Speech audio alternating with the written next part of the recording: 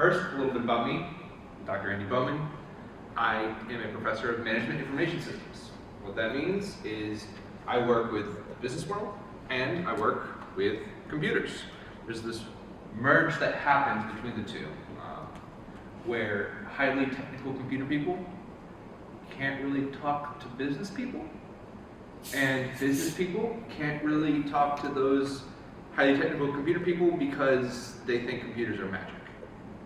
So MIS is kind of linking those two together. Importantly, for my job, which I teach information security, I like to break things. And the key there about breaking things is you don't know how safe you are unless you try to break things yourself. You try to pick that lock to see if it'll work. If you can't get in, maybe you're a little bit safer. So let me tell you a little bit about my job today in this presentation. My job is to inform you about ways that you can be attacked. In fact, my job is to actually scare you. All right, I'm talking news at 11, scary stuff here. But don't worry, while I will scare you, I'll also give you solutions. So, first rule of security in general is that it's a balancing act. You need to find your acceptable risk. Okay, there's always convenience and safety. Those are balanced. How many of you in here use facial recognition for your phone to unlock it? Yeah, that's convenient. It's fast. Gives you a little bit of security, but not much if somebody has a good picture of you, or you're sleeping, or you just get attacked and it can work. You're accepting the risk that somebody might be able to get into your phone because facial recognition isn't exactly 100%, right? But it's convenient. You have your phone locked. It works. The key for security is always finding your acceptable risk, which means knowing how you are at risk. So something a lot of my students always ask at the start of class is, okay, all these people, hackers, etc., they want what? Like, why would they want to hack me? I'm I work at, what did you say you worked at? Coordinated Solutions, a nonprofit. Yeah, a nonprofit, right? What's in it for them? Like, why would they do it? Where does your mom? She works at, the company's slipping my mind. Nonprofit in Sampson County, United Way, that's what it is. United Way, okay, yeah. United Way. What would even be the point? Well, people who are trying to attack you through cyber means, they want a few things. One, information. Information's always good, right? Whether that's credit card information, social security numbers, even just knowing valid emails, even just knowing your password, right? How many of you use the same password for more than one thing? Yeah. So maybe if they get your Netflix password, they also know your bank account password. We'll talk about passwords in a little bit, right? They also love to get access to your computer, your files. Not just for those information on there, but they can actually use computers remotely to do things that they want them to do. So, have you ever heard of a botnet or something else? These are, you're running programs on computers that aren't yours. So, you can't be tracked.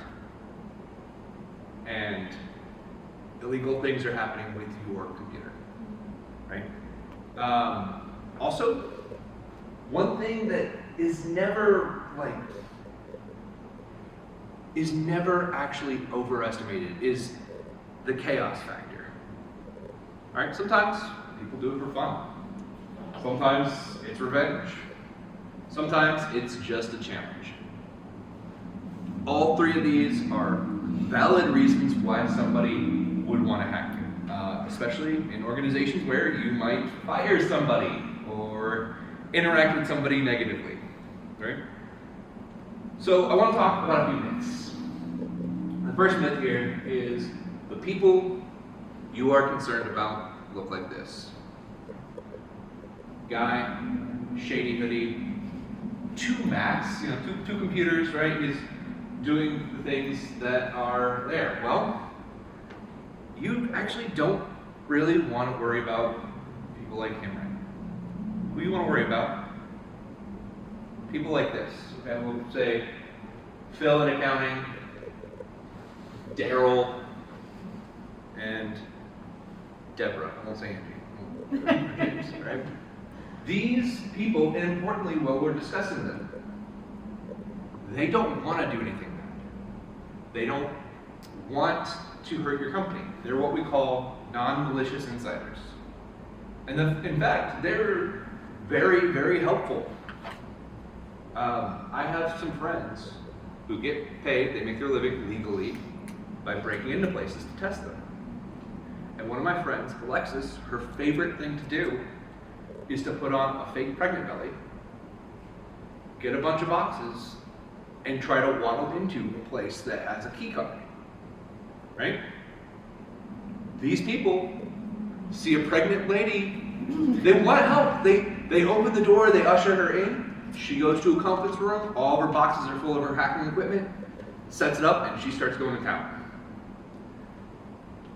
They want to help, but they are the weakest links. They are the people who need to know why we follow procedures. Luckily, we have solutions. In fact, really just one solution for this. Training. Training, training, training.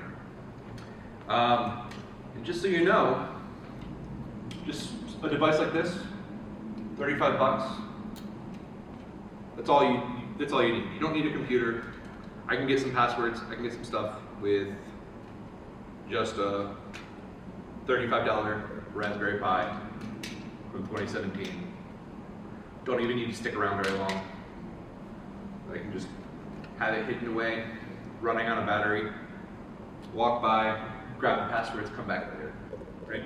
People don't change their Wi-Fi passwords every day, do they?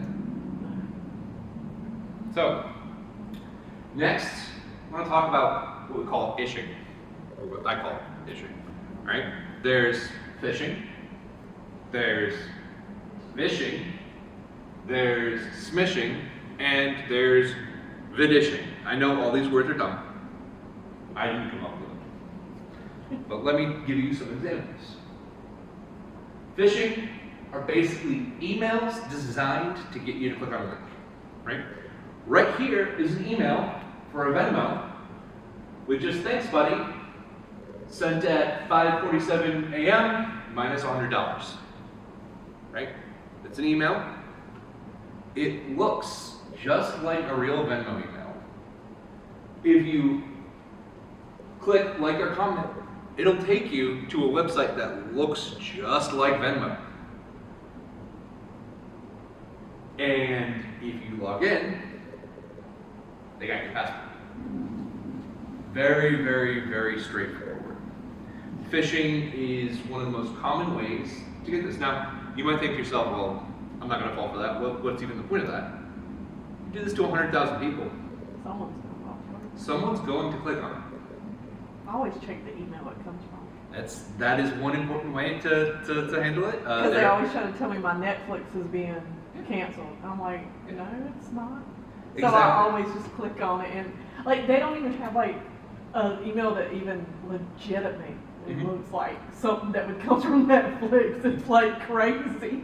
Yeah, it's real fun. It's real fun what's available out there and what they'll use. And again, yeah, you might not fall for it. But I think about older people, you know, who don't know much about computers or emails or, you know, my mother knows nothing. Like it's always the tablet or the phone's fault of what's going on, and I'm like, And we'll get to some of the older people that we need to worry about. yeah. But also vishing, which stands for voice phishing. This is the ability of hackers and malicious hackers to just say, hey, this is Rachel from your credit card company. I want to talk to you about your extended warranty on your vehicle. Any number of things. They can make a number, pick up as caller ID on your phones as whatever they want. I've had my own number call me before. Yep. Yep, that happens quite a bit. Like, y'all weren't very smart on that one. You'd be surprised because the first key is just having somebody pick up. And if it's your number that you recognize, that. No, but I'm saying they're calling my same. Right. So I'm like, why Yeah. am I calling myself? Yeah, and I mean, a lot of people would be a little intrigued. Maybe they want to answer. It is important to know that they will do this. One of the ways to protect yourself from this is if your bank calls you to let you know, hey, your credit card's been stolen. That's a scary moment. It's happened to me. They should be giving you other alternative ways around it. Now, they might start the conversation with, hey, we just want to make sure that this $700 purchase that you made for an airline ticket's you. And you can say yes, and that can be it, and that can be good. Just always be wary of these calls. Now we have smishing. I'm sure a lot of you deal with things like this. Smishing stands for SMS phishing. Oh gosh, yes. This USPS delivery team, our staff was unable to deliver your package. Give them like days. Please let us know. Go to this website. You can see here, this website is USPS.com. Looks like enough.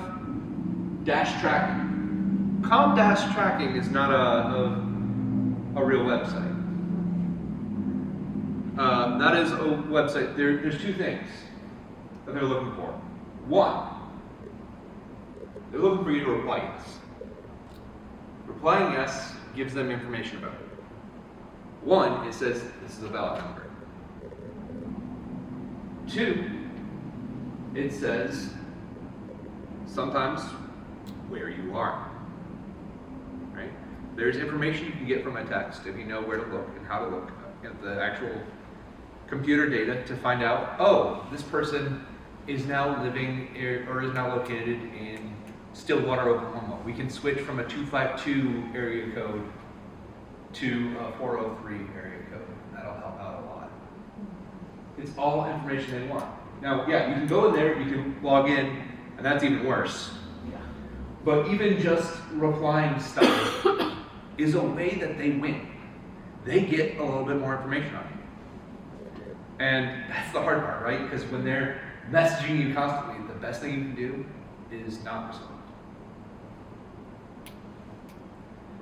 Now we have Vidition, which is video phishing. And this is becoming more and more prevalent, right? And to be clear, I did lie a little earlier when I said I didn't come up with any of those names. Vidishing is mine. Right here, last year in Hong Kong, man was on a video call with his boss, with the rest of the bank's board members, and they told him, hey, we need you to move this money, right? It was an hour-long call. He was the only real person in that room. Everyone else, video conferencing. We're up there, all fake people, AI, responding with the goal to get him to move the stuff. And this is where things get kind of scary and important, because if you are in any kind of public facing role, right now, the presentation's being recorded, my voice, my face are out there. If you do the right kind of investigation, you can actually get information, figure out, hey, his grandma is named blah, blah, blah. They can find their number and call using my voice to my grandparents. And this is one of the things that you should be concerned about. One, for your organization, if a member is out of the office, but the boss is out of the office, at a conference, the boss calls and says, hey, this conference is going really well. I need you to send 25 $500 gift cards we're going to be having around. This is a very common scam, right? It sounds like the boss. The person in charge of marketing runs down, gets those, overnights them to the address the boss gave. a lot of money had just gone. So it's important for you, especially with older people in your lives, one, to know that this is the thing. If you have a TikTok, a Snapchat, any kind of video presence, that information can be used to copy your voice. Let the people in your life know, hey, if I ask you for money, if I call, ask you for money, say, great, let me call you back. Right? That is the standard thing. They will say, oh, I'm in jail, I have only one call, blah, blah, blah. Something. Work out a password, anything. Say, if I'm asking you for money, be suspicious, because we should be talking face to face. And then we have spear phishing. In spear phishing, well, all those other versions are kind of broad, wide nets trying to get people. Spear phishing are the targeted versions of the above. And right here we can see Michael Smith paid you $100. This is the rest of the phishing email. This was sent to me. And I show that it was sent to me because I want to talk to you about the real first rule of security, which is you're not me. I fell for that. But it is my job, my specialty, everything about what I do, not to fall for scams you know about attackers. I fell for it. It is so human to fall for these. You know, you'll notice it was sent. You can't really see, but it was sent at 6 a.m. It was there. Venmo at validemail.com. I clicked it because I didn't know what was going on. It even had charge to your Visa ending in 0348. Like that. Luckily for me, this was one of ECU's tester emails. So it went to a site that said, hey, you just fell for phishing. Congratulations. You're now on our list to constantly check and see if you've learned your lesson. Right? So I'm getting tons of these now. It's always fun to see what they come up with, how they try to do it, but yeah, it is just one of the things that you should be aware about, because targeted emails are really, really easy to fall for. And importantly, what you need to even understand further is there's information out there about you that you do not know is out there. If a story about a other institution I was teaching, and I let students know, it's a public institution. The amount of money that public teachers and professors make, that's available online. Well,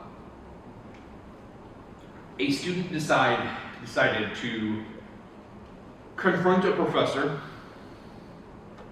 who the student felt was taking a little too long to grade their stuff, with the quote, you don't get paid $140,000 a year not to grade my papers. And when this professor was shocked, the student said, you know, how do you know how much I get paid? Student's response, because I hacked your. And Mr. Bowman taught me how. Oh, God. So I had to have an awkward conversation. An awkward conversation with, no, this is publicly available information. You know, you need to know what information is out there about you, and more importantly, you need to understand that you're never actually revealing nothing about yourself. Every Instagram post, etc., it's there. In one of my classes, first day of class, I started pulling up students' Instagrams while they were there, and some of them were private, and I knew at the point how to get around private Instagrams.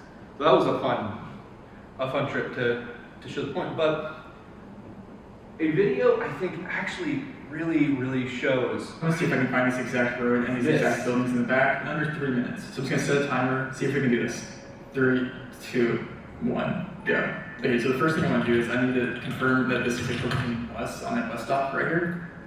Go to images, and okay, that looks like a Copenhagen bus. Basically what I'm gonna do is I'm going to filter down to show me only 4-story houses within 100 meters, or like maybe 20 meters of a bus stop. So I can like build a 4-story public transport stop. And I think this is a good enough area of Copenhagen. And then it's just gonna search and only show me dots on the map where there's a public transport stop within a 4-story building. And now we can see that this is a red light right here, and there's a 4-way intersection with a curve going like that. So I'm just gonna scan until I can see something that makes sense.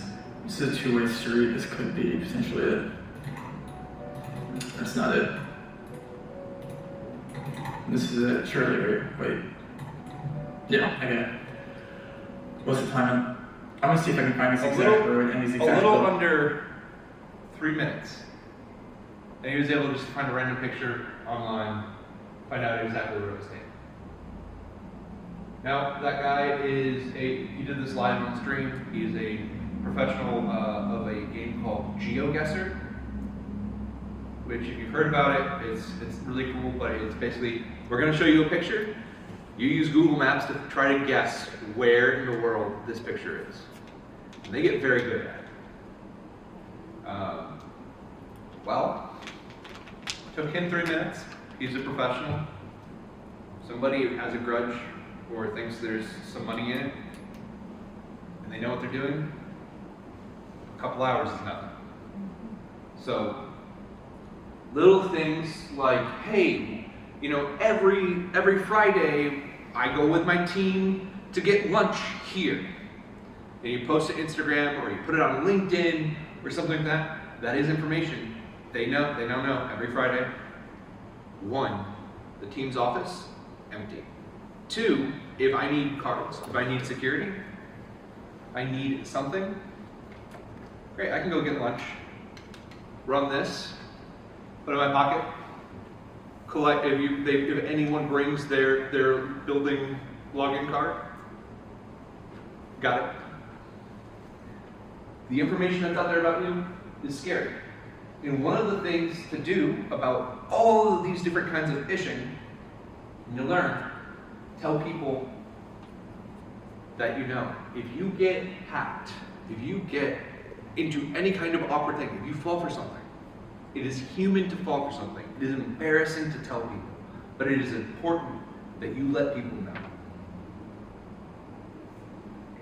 Just letting someone know, hey, I fell for a scam and I lost $500. Again, embarrassing, but it makes those people a lot more comfortable about what might happen with them in reaching out for help. One of the things that scammers rely on is people hiding the information that they got. Tell people what's going on when you hear about hacks, right? Especially if you have older people in your life, make sure they know. Make sure they know. Hey, a phone call, a Facebook message, don't trust those. Even if it's from me and I'm just asking you for $500, because grandparents want to help. They want to believe that you would come to them for help. They're the most vulnerable targets of us all. So if you're going to ask for money, tell them, hey, if at all possible, let's do face-to-face communication, right? If you're running an organization, that's one of the things that you should say. Like, I will not ask you over email to send stuff. I will do face-to-face communication. And of course, training. Training is always going to be helpful. Now, myth number 2, my password is great. My password, 1234, is a great, solid password. Those little meters will tell you, hey, you know what, this is a pretty strong password. Moderate to strong. We're good. Let's talk about this. This is a game that you can play called the password game. You can just look it up. First rule is your password must be at least 5 characters. Well, we know that. That's easy. Password. Password must include a number. Anybody want to have a guess what I did to make it include a number? 1. Yeah, password 1. I'm done. I'm safe. This is good. Password must include an uppercase letter. Wow. Capital P. Capital P. Password must include a special character. Exclamation. Exclamation. Yeah, exclamation point. Your password must add, the digits in your password must add up to 25. Okay, now it's getting a little hard. Well, luckily, 8, pass, 8, word, 1, exclamation point, 8. Now I'm good. Now I'm finally safe. Your password must include a month of the year. Right? There are 32 steps in this game. It gets more and more complex. But the fact that both of you there were like, oh yeah, you just put a 1 at the end of that. That tells you how common that is. So if your password is Netflix password, they might guess that your bank account password is Wells Fargo password. If your place of work requires you to cycle passwords every 90 days, Yes. well, changing that 1 to a 2 is not a good idea. And then that 2 to a 3, and that 3 to a 4, right? And it is one of the easiest ways, okay? The reality is your password is not safe. It's not, and even if it is, even if it's a great password, it won't be in a year, right? Adding a 1 is bad, changing that 1 to a 2 is also bad. But let me tell you some solutions here, because there's there, okay? It is up to your risk, right? You might have a password that you don't really care because it's a password for a site that you're only going to use once, blah, blah, blah. You know, so it's up to you how loose you want to be with this. But one option is just write down a complex password. I don't recommend this. This isn't a good idea. But a sticky note or something, especially if it's a communal account that you're going to be using for a work thing, or if it's just for like a professional organization that you're going to log into once a year, great. Whatever. Maybe you can use the web browser password manager. A lot of my passwords are saved that way. Right? Chrome, Safari, Edge, Firefox, they all have a little thing. Hey, we'll go ahead and recommend a password for you. It'll be a strong password instead. That's good. It's not great, but it's good. And the reason why it's not great is if something ever happens and there's a exploit to be used in Chrome, Firefox, or something else, not only are those passwords available, but have you ever seen how you can click a button on Chrome and it'll actually show you in plain text what those passwords are? Mm-hmm. Yeah. Use a password manager. Now, this is a non-built into the web one. This is what I like. This is better, and we'll talk about a specific password manager you can use. It's free, and I like it. Thank you. My boss has been asking me to find one. Okay. Well, luckily, I have one. It's called KeyPass. KeyPass. It is awesome. It is what I use. It is what I recommend everybody use. It is open source. It is free. And its one downside is also it's one of its greatest strengths. We'll talk about it in just a second. Use two-factor authentication. James, as a ECU student, you know all about two-factor authentication, right? It's annoying. It's even worse when you're in a building with no internet access or signal, and you have to run out to get the code and run back in, right? Mm-hmm. It's there. Using a password manager plus a two-factor is really where it's at. But to show you KeyPass and why I love it, is it is an offline password manager. So it is on your computer. It never touches online. It is encrypted. So you need a password to get into it. Now that password, they even tell you when you make it, hey, here's a sheet, print it down, put it in a file cabinet somewhere where if you absolutely need to get it, you can get to it, because otherwise these passwords are gone. It allows you to copy usernames, to copy the passwords to your box, so you can just put them right, immediately paste them into a thing. And what's even better is if you copied a password, it gets wiped off of your paste bin within 60 seconds. So you have 60 seconds before you got to go back in and do it. It'll auto-generate. It makes everything super easy to organize. It is probably one of the best security tools you can have because all my passwords are maximum length, random digits and numbers. I will never be able to understand or remember any of them. I'm good. So it's there. You can do unlimited stuff that you need, and it is safe. That is one of my best things. Plus, if worst comes to worst, most of these passwords, 99% of them, you always click forgot my password. You can always go through the pain of resetting. I do that with my taxes every year. Instead of bothering to write any password down, right? Oh, IRS, go ahead, send me a password, I'll reset it because I'm only going to log in once a year. Right? But it's there. Myth 3, I'm safe as long as I'm connected to Wi-Fi protected, or password protected Wi-Fi. Look, right here, coffee shop Wi-Fi. Great, you're safe. Well, let's talk about that. It's good, but other people are also connected to that Wi-Fi. Right? Starbucks, coffee shop, password, I love coffee. It's great, other people are there. Let me introduce you to one of my favorite tools, the Wi-Fi plan. 120 bucks. It's about the size of the thing I just pulled out earlier today. And let me explain what it does. You can go to a coffee shop with your little Wi-Fi pineapple. And it'll connect to that Wi-Fi coffee shop. And it will shut down that wireless access point, which causes people to be confused, right? Oh, hey, I lost internet for a second. Luckily, these people click this button on their Windows, right? Log in automatically when you see this, this network's safe. ECU Wi-Fi is safe. Well, coffee shop Wi-Fi's name is going to get stolen by the pineapple. So everyone connects to that.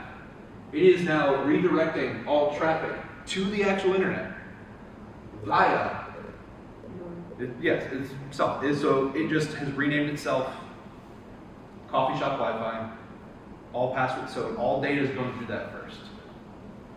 All these people completely unaware. Now, a coffee shop's one thing. How often do you connect to hotel Wi-Fi? Every time, because you have no service. Yeah, and it's great because you can leave it in there. You can even probably set it up and just leave it, and hopefully it'll keep running. And more data can come in, and it's using the internet, so it can just send that data to you from somewhere else.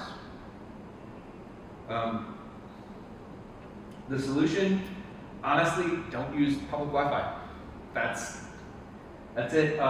When you can use things that are encrypted, encrypted makes it harder to see the data. It does not make it impossible. And that's one of the real lessons there, is a lot of places will say, oh, we're encrypted. Encrypted makes it harder, not impossible.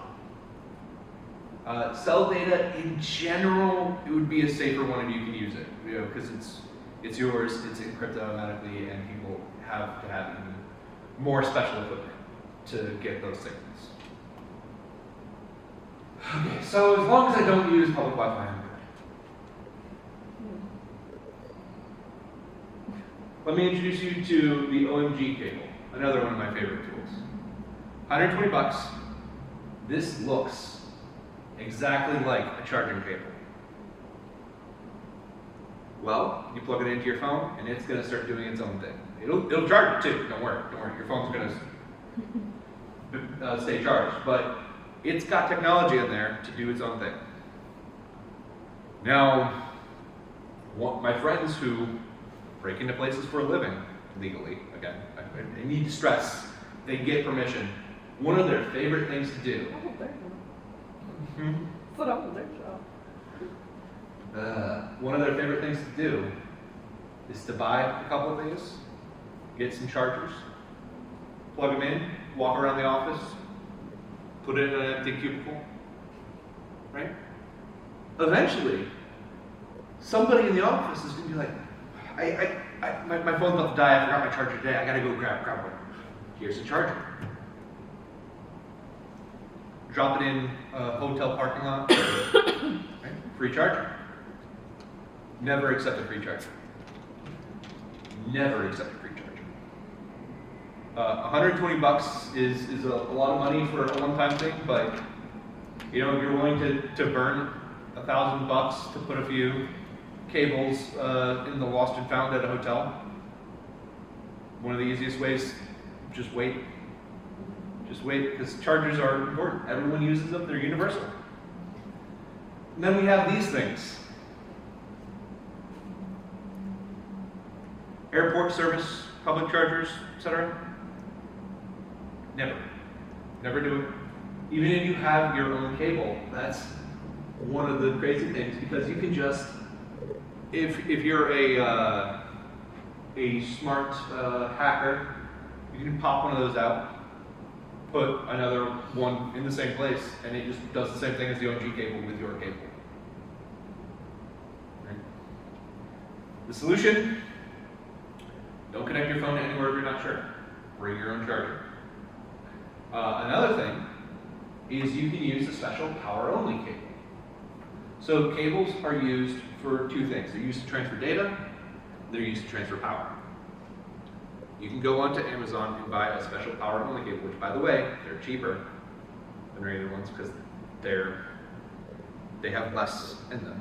They do less, and you can, if you need to use the public airport one, you use a power-only cable. Congratulations, even if that's the most sophisticated computer, all that's going through that is just power. So, looking into power-only cables is really, really key. Bring your own charger, do that. And myth number 5, which is the final myth. When I'm done, I can just start it. Reality, dumpster diving is a very, very profitable thing to do, especially at organizations, right? So, the rule here that I'm going to say is if you would shred it, reset it. Factory reset, anything you get. If it's broken, you know, like the screen broken on a laptop, blah, blah, blah, I'm just going to throw it out. Let the professionals recycle it. Best Buy accepts all electronics for recycling. They do it for free. They take care of it. It's like a CPU that just crashed. Yeah. Yeah. Take it up there and let them recycle it. Yeah. I just go right to the Geek Squad, plop it down, and just say, I need you to recycle it. Okay, I've had one because I haven't wanted to just throw it away. Yeah. They do it with phones. They do it with everything. Mm-hmm.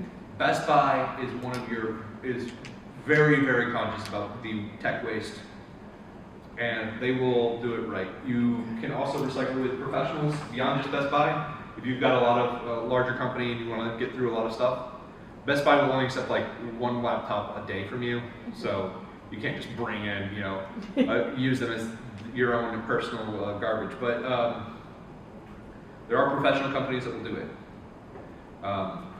Always be careful. One of the other great hacks, super easy to do. How many of you have smart light bulbs? How many of you bought those smart light bulbs from Amazon? Is it a Philips? Yes. Okay. Are you sure it's a Philips? No. Okay.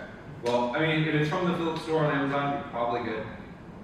And by probably I mean like really, really probably. But a lot of people, when they search for something like smart light bulb, will go, okay, yeah, Philips, it's a little expensive.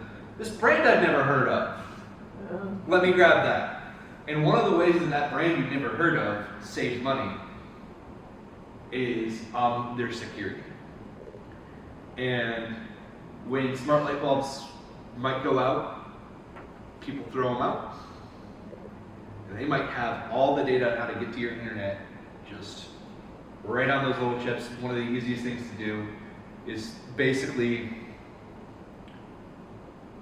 the pineapple attack, but instead of targeting somebody's Wi-Fi from outside, you're targeting one of those cheap smart light bulbs or smart appliances. And if it's cheap, it keeps your Wi-Fi password as just an easy to read password. So you confuse home Wi-Fi, that light bulb goes, oh, right there it is. Here's the password I need to reconnect. Just my recommendation there. You don't need to be paranoid. Just don't buy from a brand you either don't recognize or doesn't have a good reputation. Or, more likely, you'll recognize the brand, or you won't recognize one, but it'll be the safe one. Just poke around before you connect to your internet today. It's very, very easy to forget, and you want to do smart light bulbs to save energy. You want to be green, etc. But sometimes you might want to just pay just a little bit extra money to get something that you recognize. And with that, that's the end. The conclusion is just simply be careful. I know that's kind of anticlimactic, but number one step is just knowing what's out there. And I hope my talk today got you an idea of some of the things that are out there. And just remember, if you annoy me or any of my students, that's all it is. So, any questions? I was just thinking of my house. I live by an airport, and it's not a big public airport. Okay. I live in Rocky Mount. It's the Wilson Rocky Mount. Mm-hmm. But I'm saying when it comes to the Google thing, like if you try to Google my house, you can't see it. Right. It's in the safety zone. That is nice. Yeah. That is yeah.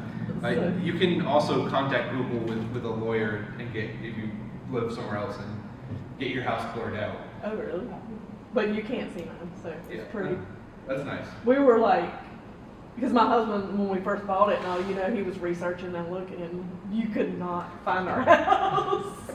And we're in the safety zone, because it's just a little tiny airport, but still, it's pretty cool that you can't just see my house. Yeah, that is very nice. Yeah. I think that's it. Yeah, you gave me one thing that I really needed because my boss has been Yeah. asking me to find a password. KeyPass 2 is what they call it now. KeyPass 2? Yeah. Like, is it the number 2 or Yeah, numeral? it's just number 2. It's just their like version 2. Yeah. Funny enough, during your speech there, I got a robocall and I got a UPS message. Well, that was my test. I was going to see if you were paying attention. I get those all the time, and I'm not a big online shopper, so I'm like, yeah, I know I'm not receiving any type of package. Oh, every day I've got a package coming in, so for me, I just don't care. I just like, great, you know what, if it's going to get lost, Amazon will contact me, Best Buy will contact, whoever is sending it to me will contact me. I'll worry about it later.